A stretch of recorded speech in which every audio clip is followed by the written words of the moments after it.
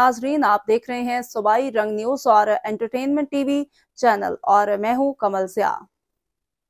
सबसे पहले नजर डालते हैं आज की अहम खबरों पर। खबर शामिल करते हैं भक्कर से। हमारे ब्यूरो चीफ सईद मुशर्रफ अली शाह की रिपोर्ट के मुताबिक district police officer Bhakkar Mohammad Naveed की खसूसी हदायत पर आज इतवार के दिन मसीही बरादरी के इबादती और दुआया प्रोग्राम्स के लिए सिक्योरिटी के फुल प्रूफ इंतजाम किए गए हैं।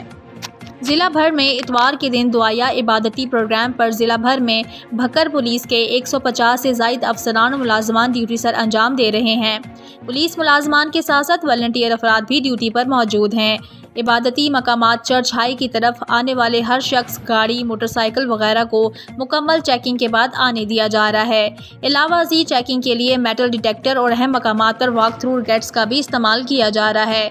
इसके अलावा प्रोग्राम्स की निगरानी के लिए अहम इबादतगाहों पर CCTV कैमरा जात भी नस्ब हैं। संडे प्रोग्राम्स पर लेडीज़ पुलिस और ट्रैफिक स्टाफ की ड्यूटी भी लगाई गई है। मसीही इबादतगाहों के अतराफ में पुलिस मोबाइल्स, एलीट कमांडोज के दस्ते, मुहाफ़िज स्क्वाड पुलिस गश्त गुना है।